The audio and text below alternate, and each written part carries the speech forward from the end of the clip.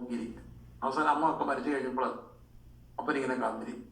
ഒരു 12 മണിയൊക്കെ ആകുമ്പോൾ കോള് വരും, എവിടെ ഒരു 1 മണിയൊക്കെ കഴിഞ്ഞ് ഞാൻ വീട്ടിലോട്ട് കയറുമ്പോഴത്തേനെ അതിലിങ്ങനെ വയ്യ, ഓക്സിജനൊക്കെ ഉണ്ട്. അപ്പോൾ ഒരു കാൻവസേഴ്സിൽ ഇങ്ങനെ കിടക്കും.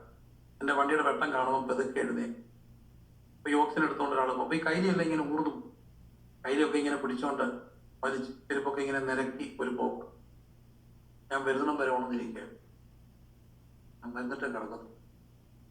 സത്യത്തിൽ ഇന്ന് ഞാൻ പലപ്പോഴും വരുമ്പോൾ ഞാൻ ഓർത്തിട്ടുണ്ട്, പിള്ളേർ വിളിച്ച് ചോദിക്കും, കൺവെൻഷൻ പോകുന്നവർ വിളിച്ച് ചോദിക്കോ പാസ്റ്റർ വീട്ടിൽ കാത്തിരിക്കാൻ ഒരാളുള്ളതെന്നോ ആരാ?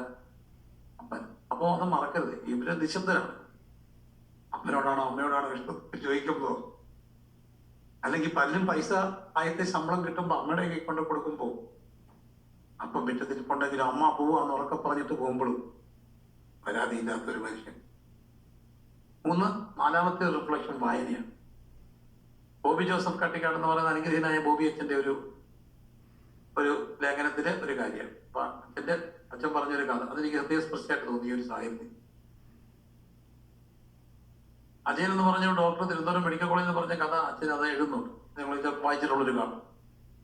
അപ്പൊ അജയൻ എന്ന ഡോക്ടർ പറയാണ്, വളരെ തിരക്കുള്ള ഹോസ്പിറ്റലില് ഒരു 13 വയസ്സുള്ള ഒരു കുട്ടിയുമായിട്ട് രാമമൂർത്തി എന്ന് പറയുന്നത് രാമൻകുട്ടി വന്നു. അപ്പൊ രാമൻകുട്ടി ഒരു സാധുവായ മനുഷ്യനാണ്. ഡോക്ടർ ഇറങ്ങുമ്പോഴും പോകുമ്പോഴും എല്ലാം ഈ വാതിക്കൽ ഈ രാമൻകുട്ടി ഉണ്ട്, കുട്ടിയുടെ അച്ഛനാണ്. എങ്ങനെയുണ്ട് ഡോക്ടറെ ചോദിച്ചപ്പോൾ ഒരു വട്ടം ഇറങ്ങിയപ്പോൾ പറഞ്ഞു, ഡോക്ടറെ അച്ഛൻ ചോദിച്ചപ്പോൾ പറഞ്ഞു, അവനെ മരുന്ന് പ്രതികരിക്കുന്നത് അതിനൊരു പ്രശ്നം, അവനെ ഉറങ്ങാത്തതാണ്. കുട്ടിയൊന്ന് ഉറങ്ങിയായിരുന്നേ കുറച്ചുകൂടെ അവനൊരു മരുന്നിനോട് പ്രതികരിച്ചത്.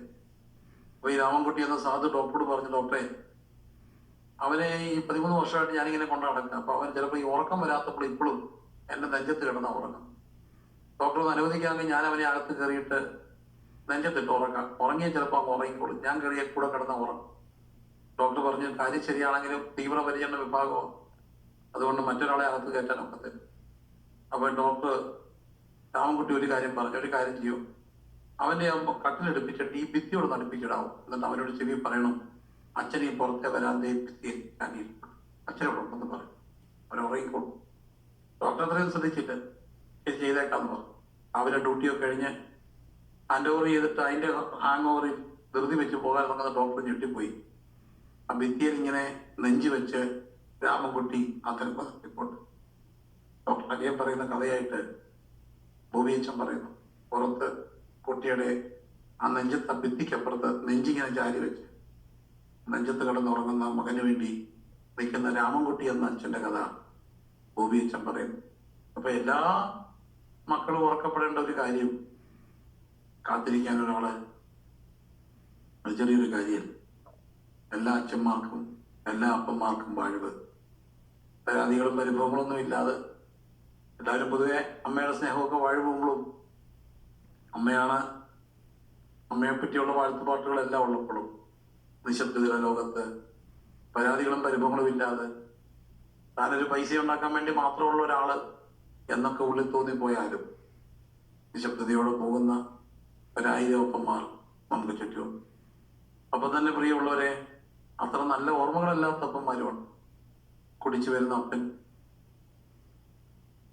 വഴക്കുണ്ടാക്കുന്ന അപ്പൻ, ചീത്ത വിളിക്കുന്ന അപ്പൻ. പക്ഷെ ഇവിടെ എനിക്ക് മറ്റൊരു അപ്പനെ പരിചയപ്പെടുത്താനുണ്ട്, സുഖസ്നായ പിതാവെന്ന അപ്പൻ. സ്നേഹം കൊണ്ട് തിബിരിയാസിന്റെ കടക്കരയിൽ ഇങ്ങനെ മക്കളെ കാത്തിരിക്കുന്ന ഒരു അപ്പൻ. അപ്പൊ എന്തുകൊണ്ടും ഈ ഫാദേഴ്സ് ഡേയില് എല്ലാ പിതാക്കന്മാരെയും ഓർത്ത് സ്വന്തം ചെയ്യും. നമ്മുടെ പിതാക്കന്മാരെല്ലാം ദൈവം നമുക്ക് ദാനമാണ്. കണ്ണുകളെല്ലാം അടച്ച് എല്ലാ പിതാക്കന്മാരെയും ഒന്നോർത്ത് ഉള്ളവരെ എനിക്കിന്ന് കാത്തിരിക്കാൻ സത്യത്തിൽ ഒരപ്പനില്ല. എന്നൊരു എത്രയോ പിതാക്കന്മാരെ പോലെ സ്നേഹിച്ച പ്രിയപ്പെട്ടവർ, എത്രയോ പേര് നമ്മളെ സ്നേഹിച്ചു. എല്ലാ അപ്പന്മാരെയും സ്നേഹത്തോടെ, പരാതികളും പരിഭവങ്ങളും കുഞ്ഞുങ്ങളെ തിരിച്ച് ആ സ്നേഹമൊന്നും കൊടുത്തില്ലെങ്കിലും അപ്പനെന്തോ തന്നൊക്കെ മുഖത്തൊക്കെ ചോദിച്ചാൽ പോലും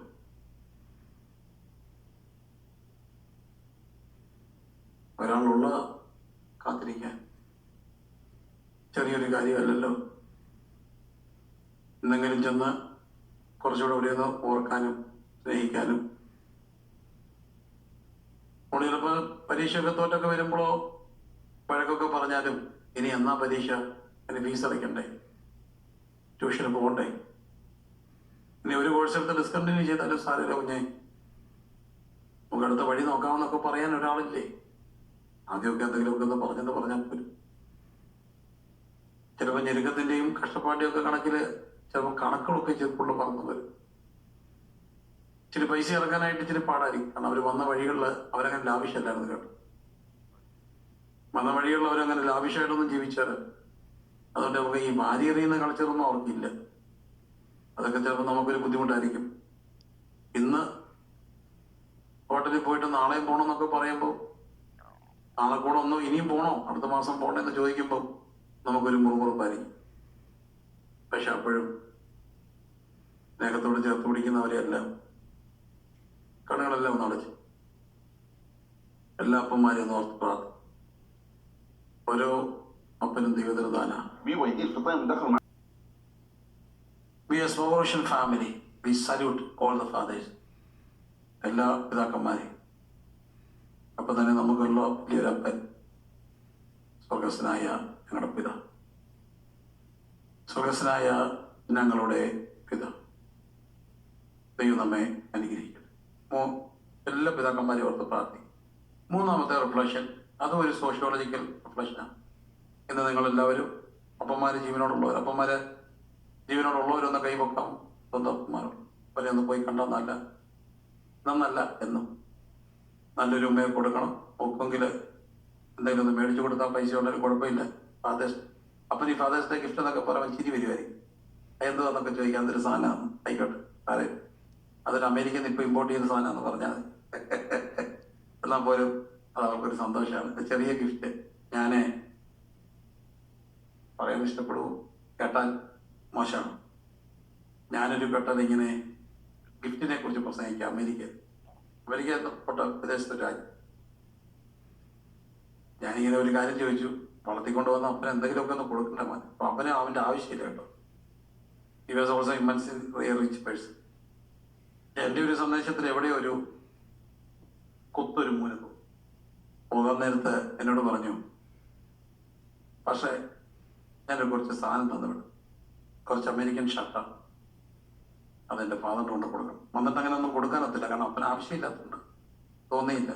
ഞാൻ പറഞ്ഞു ശരി, എന്റെ തന്നുവിട്ടു. ഞാൻ എന്റെ ജീവിതത്തിൽ ഒരിക്കലും മറക്കാത്തൊരു കാര്യം. അപ്പൊ ഞാൻ ഈ ഗിഫ്റ്റുമായിട്ട് പോവുകയാണ്. അപ്പൊ ഇദ്ദേഹത്തെ കാണാൻ വേണ്ടി ഞാൻ എം സി റോഡിൽ കൂടെ പോവുകയാണ്. എക്സ് എന്ന് പറയുന്ന അപ്പന് എം സി റോഡിൽ കൂടെ എന്നെ വരുമ്പോ എം സി റോഡ് ബ്ലോക്കാണ്. ഒരു വലിയ അധികായനായ ഒരു മനുഷ്യൻ, ഭയങ്കര നല്ല നിലയിൽ ബിസിനസ് ചെയ്യുന്നൊരു മനുഷ്യൻ, കണ്ടാൽ അതിസുന്ദരൻ ഗാംഭീര്യമുള്ള ഒരു മനുഷ്യൻ. ഞാൻ ഈ ഷർട്ട് കൊടുക്കാൻ വേണ്ടി പോകുമ്പോൾ അദ്ദേഹത്തിന് ഇങ്ങോട്ട് എന്റെ വണ്ടി ബ്ലോക്കായി. അദ്ദേഹം ഒരു ബൈക്കിൽ വന്നു.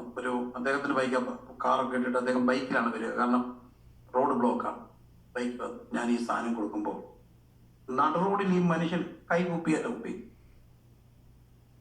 നടുറോഡിൽ കൈകൂപ്പിയിട്ട് കണ്ണു നിറഞ്ഞൊഴുകുക. എന്നോട് പറഞ്ഞ് പാസ്റ്റർ നന്ദിയുണ്ട്. എനിക്ക് അതെന്റെ പാസ്റ്ററുടെ ഒരു പ്രസംഗമാണ്. അവന്റെ ഒരു ഷർട്ട് എൻ്റെ ഒരു ആഗ്രഹമായിരുന്നു. അവൻ്റെ എന്തെങ്കിലും ഒന്ന് മേടിക്കണം, ഇനി മരിച്ചാലും സങ്കടം. അവൻ്റെ എനിക്കൊരു സമ്മാനം, ഒരു ഷർട്ട് കിട്ടിയിട്ട് എനിക്ക് ആവശ്യമില്ല, പക്ഷെ എൻ്റെ മോൻ്റെ ഒരു സമ്മാനം, എൻ്റെ മോൻ്റെ ഒരു ഷർട്ട്. വലിയൊരു മനുഷ്യൻ, അധികായനായൊരു മനുഷ്യൻ, ഗാംഭീര്യമുള്ളൊരു മനുഷ്യൻ എം സി റോഡിൽ മോഹനാകാൻ പ്രായമില്ലാത്ത എൻ്റെ മുമ്പിൽ കൈകൂപ്പി കണ്ണീരൊടുക്കുമ്പോൾ അപ്പൻ്റെ മനസ്സ് ഞാൻ വായിക്കുക. അപ്പൻ്റെ മനസ്സ്. പ്രിയമുള്ളവരെ, മറക്കരുത്, എന്തെങ്കിലുമൊക്കെ ഒന്ന് പോയി കാണുക. Father's Day. ദൈവം അനുഗ്രഹിക്കട്ടെ. വായിക്കാം വീണ്ടും.